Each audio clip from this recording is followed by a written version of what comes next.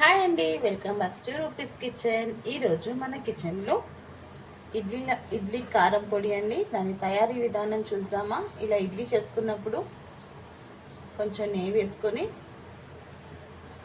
ఇలా కారం పొడి వేసుకుంటే చాలా బాగుంటుందండి.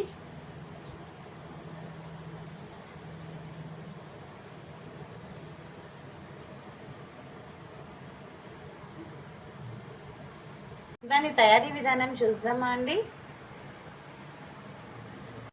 ఇడ్లీ కారంకి కావాల్సిన పదార్థాలండి. 1 కప్పు శనగపప్పు.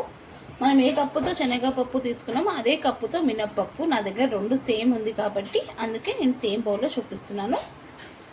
1 కప్పు శనగపప్పు, 1 కప్పు మినప్పప్పు, 1 స్పూన్ ఇంగువ, 1 టేబుల్ స్పూన్ జీలకర్ర, కారానికి తగినంత నేనైతే ఒక 10 నుంచి 12 ఎండుమిరపకాయలు తీసుకున్నానండి. ఒక 2 రెమ్మల కరివేపాకు, ఒక పెద్ద వెల్లిపాయ పొట్టుతో సహా, 2 టేబుల్ స్పూన్ నువ్వులు. ముందుగా ఒక కడాయి పెట్టుకోవాలండి. కడాయిలో 1 కప్పు శనగపప్పు వేసుకొని మీడియం టు లో ఫ్లేమ్లో మనం ఫ్లేమ్ అడ్జస్ట్ చేసుకోవాలండి. వేసుకొని దీన్ని ఫ్రై చేసుకోవాలి. బాగా ఫ్రై చేసుకోవాలండి. కలర్ చేంజ్ అయ్యే వరకు, గోల్డ్ కలర్ వచ్చే వరకు మనం బాగా ఫ్రై చేసుకోవాలి. దీన్ని కొంచెం ఓపిక పెట్టుకుంటూ చేస్తే చాలా మంచిగా ఉంటుందండి. మనం తొందరగా చేస్తే పైన కలర్ వచ్చేస్తుంది, లోపల పచ్చిగానే ఉంటుంది. సో కొంచెం మంచిగా ఫ్రై చేసుకోవాలి. ఒక 1 అవర్ ఎప్పుడన్నా మనకు టైం దొరికినప్పుడు ఎప్పుడన్నా వీళ్ళంతా పొడులు చేసి పెట్టుకుంటే మనకి ఎప్పుడు కావాలంటే అప్పుడు ఇడ్లీలోకి, దోశలోకి మంచి ఒక పొడి, కారం పొడి రెడీ అయిపోతుందండి. చట్నీ చేసుకున్న ఓపిక లేకపోయినా ఇలా కారం పొడి కొంచెం నెయ్యి వేసుకొని తింటాం కదా. సో ఒక మంచి కారం పొడి మనకి రెడీ అయిపోతుంది. ఇలా మంచిగా గోల్డెన్ కలర్ వచ్చే వరకు ఫ్రై చేసుకోవాలండి. ఇప్పుడు గోల్డెన్ కలర్ వచ్చేసి ఇప్పుడు దీన్ని ఒక ప్లేట్లో తీసేసుకుందాం.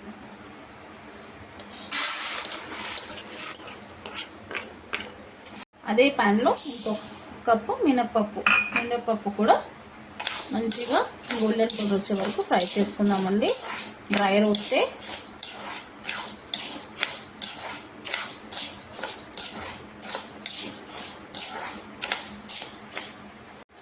ఇది కూడా మంచిగా గోల్డెన్ కలర్ వచ్చే వరకు ఫ్రై చేసుకోవాలండి. ఒక్కొక్కటికి ఒక 12 మినిట్స్ వరకు టైం పడుతుందండి. నిదానంగా బాగా ఫ్రై చేసుకోవాలి. ఇంకా కొంచెం కలర్ చేంజ్ అయిపోతుంది.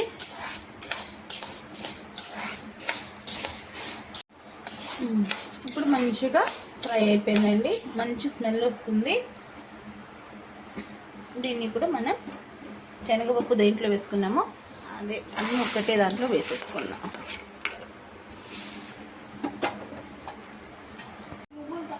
టూ టేబుల్ స్పూన్ నువ్వులు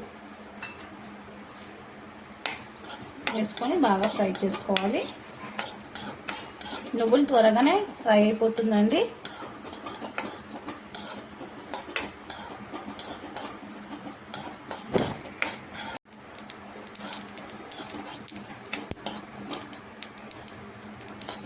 నువ్వులు కూడా ఇలా బాగా చిటపట అన్నానండి, అంతవరకు బాగా ఫ్రై చేసుకోవాలి.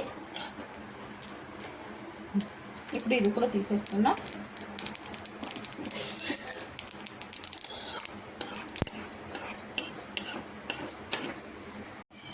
ఇప్పుడు దీంట్లోనే జీలకర్ర వేసేసుకోవాలి. జీలకర్ర కూడా వేసుకొని ఫ్రై చేసేసుకోవాలి.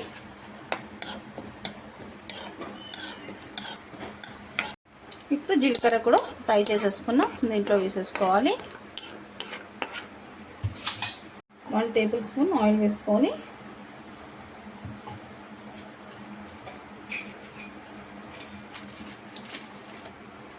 కారానికి తగినంత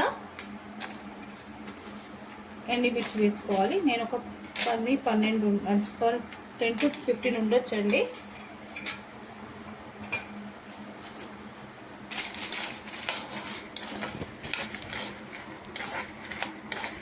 ఇది కూడా కొంచెం కలర్ చేంజ్ అయ్యే వరకు ఫ్రై చేసేసుకోవాలి.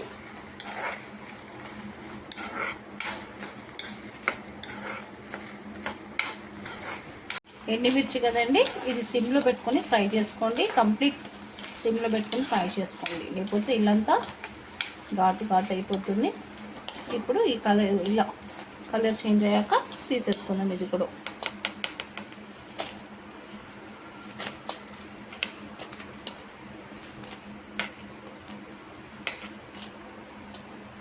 అదే ఆయిల్లో వెల్లిపాయ దంచి పెట్టుకోవాలి.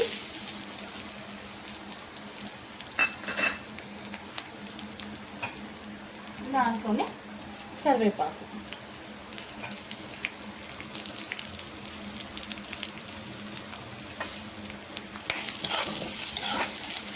ఇప్పుడు ఫ్రై చేసుకోవాలి. ఎల్లిపాయ తొక్కతోనే దంచి వేసుకుంటే చాలా బాగుంటుంది. ఫ్లేవర్ టేస్ట్ కూడా ఇంకా హెల్త్ పరంగా అయితే ఇంకా చాలా మంచిది. ఎల్లిపాయ కరివేపాకు కూడా ఇలా మంచి కడకగా ఫ్రై చేసుకోవాలండి, క్రిస్పీగా అయ్యే వరకు. ఇప్పుడు దీన్ని కూడా మనం గ్యాస్ ఆఫ్ చేసేసి ఇదే ప్లేట్లో వేసేసుకొని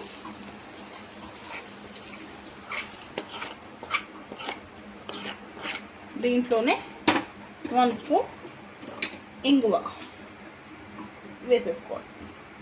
వేసుకొని కాసేపు ఆరినాక మిక్సీ వేసేసుకుందాం. హాఫ్ అన్ అవర్ అయినాక ఇప్పుడు మిక్సీ వేసేసుకుందామండి.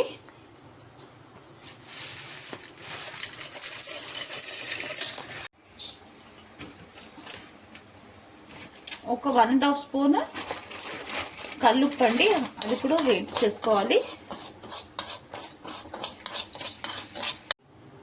ఉప్పు వేసుకొని మిక్సీ వేసేసుకుందామండి.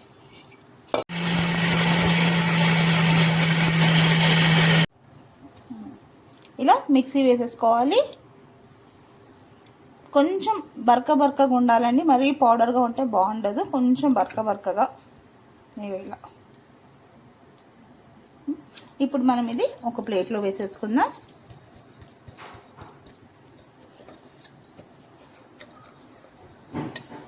ఇప్పుడు ఇంకో కొంచెం ఉందండి, సెకండ్ ప్లేట్లో వేస్తున్నాను. మంచి అరోమా వస్తుంది. రెడీ అయిపోయిందండి ఇడ్లీ కారం పొడి. చూడండి, చూడడానికి చాలా మంచిగా ఉంటుంది, ఇంకా టేస్ట్ కూడా చాలా అంటే చాలా బాగుంటుంది. మీరు కూడా ఒకసారి డెఫినెట్గా ట్రై చేయండి. కొంచెం ఓపిక పట్టుకొని చేస్తే మనకు ఒక 2 మంత్స్ వరకు మనకి నిల్వ ఉంటుందండి ఇడ్లీ పొడి. మనకి ఎప్పుడున్న టైం లేనప్పుడు చట్నీస్ చేసుకోవడానికి ఇట్లా ఇడ్లీ కారం పొడి ఉంటే మనం ఇడ్లీ చేసుకొని దోశ అలా వేసుకొని తింటే కూడా చాలా బాగుంటుంది. ఏ రెసిపీ అయినా లవ్తో కేర్తో చేస్తే సింపుల్ రెసిపీ కూడా సూపర్ రెసిపీ అవుతుందండి. ఇంకెందుకండి లేట్, మీకు కూడా నచ్చినట్టయితే ఒకసారి ట్రై చేయండి. నచ్చితే లైక్ చేయండి, షేర్ చేయండి. కొత్తగా ఎవరైనా మన ఛానల్ని చూస్తే సబ్స్క్రైబ్ చేసుకోండి. మీ రూపీస్ కిచెన్.